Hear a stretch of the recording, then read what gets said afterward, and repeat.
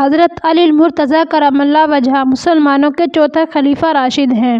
آپ رضی اللہ عنہ حضرت محمد رسول اللہ صلی اللہ علیہ وسلم کے چچا زاد بھائی اور داماد ہیں۔ قبول اسلام کے وقت آپ رضی اللہ عنہ کی عمر 10 برس تھی۔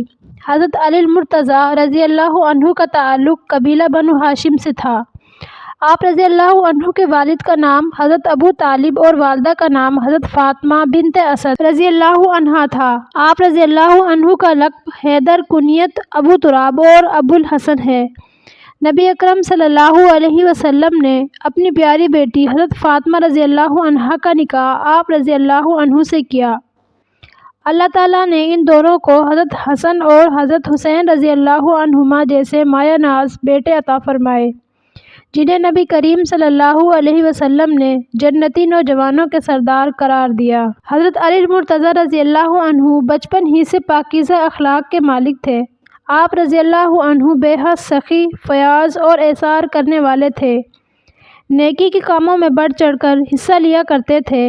آپ رضی اللہ عنہ امانت و دیانت میں بے مثال تھے۔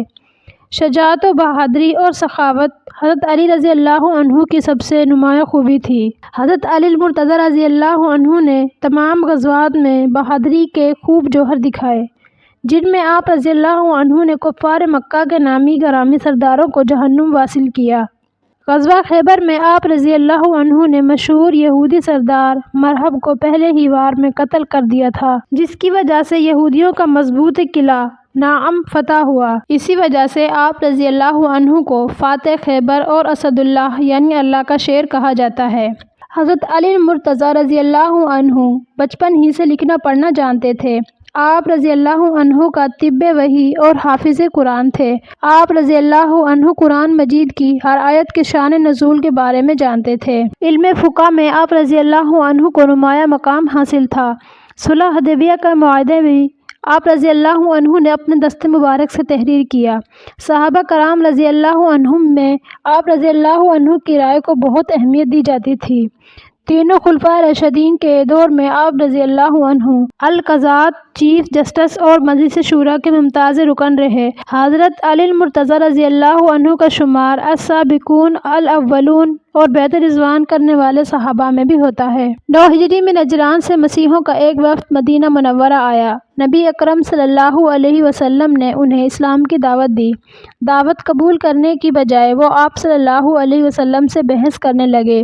نبی اکرم صلی اللہ علیہ وسلم نے انہیں کہا کہ اگر تمہیں میری باتوں میں کوئی شک ہے تو آؤ مل کر اللہ تعالیٰ سے دعا کرتے ہیں کہ جھوٹے پر اللہ تعالیٰ کی لعنت ہو۔ قرآن مجید میں اس واقعے کا ذکر آیت مبالغہ میں یوں بیان کیا گیا ہے۔ سورہ آل عمران کی آیت نمبر 61 میں اللہ نے فرمایا، تو آپ فرما دیجئے آ جاؤ، ہم بلائیں اپنے بیٹوں کو اور تم اپنے بیٹوں کو، اور ہم اپنی عورتوں اور تم اپنی عورتوں کو، اور ہم اپنے نفسوں کو اور تم اپنے نفسوں کو، پھر ہم گڑ گڑا کر دعا کریں، پھر جھوٹوں پر اللہ کی لعنت بھیجیں۔ اگلی صبح نبی اکرم صلی اللہ علیہ وسلم نے اپنے اہل بیت رضی اللہ عنہم کے ساتھ مبالغے کے لیے میدان میں پہنچے۔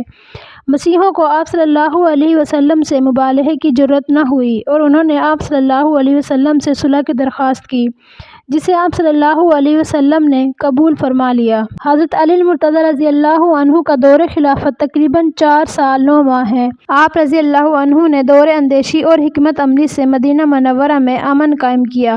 آپ رضی اللہ عنہ نے ملک کی حفاظت کے لیے کئی بڑی اور چھوٹی چھاؤنیاں قائم کی، دریائے فرات پر ایک پل تعمیر کرایا، قلعے اور مساجد تعمیر کرائی۔ آپ رضی اللہ عنہ نے بیت المال کی حفاظت کا اہتمام کیا، قاضیوں کو دین حق کے مطابق فیصلے کرنے کا حکم دیا۔ آپ رضی اللہ عنہ کے عدل و انصاف سے متاثر ہو کر کئی لوگوں نے اسلام قبول کیا۔ آپ رضی اللہ عنہ نے بہت سے علاقے فتح کیے اور اسلامی ریاست کو وسعت دی۔ سن 40 ہجری 19 رمضان المبارک میں حضرت علی المرتضیٰ رضی اللہ عنہ کو کوفہ کی جامع مسجد میں نماز فجر ادا کر رہے تھے۔ عبد الرحمن بن ملجم نے آپ رضی اللہ عنہ کو تلوار کا وار کر کے زخمی کیا۔ آپ رضی اللہ عنہ 21 رمضان المبارک کو شہید ہوئے۔ حضرت حسن رضی اللہ عنہ نے آپ رضی اللہ عنہ کی نماز جنازہ پڑھائی۔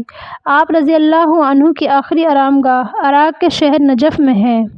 حضرت علی المرتضیٰ رضی اللہ عنہ کی زندگی ہمارے لیے مشعل راہ ہے۔ ہمیں چاہیے کہ حضرت علی المرتضیٰ رضی اللہ عنہ کے نقش قدم پر چلتے ہوئے اپنی دنیا و آخرت کو سنواریں، اللہ تعالیٰ اور اس کے رسول صلی اللہ علیہ وسلم کی اطاعت کریں، دین اسلام کی سربلندی کے لیے ہر قسم کی قربانی دینے کے لیے ہمہ وقت تیار رہیں۔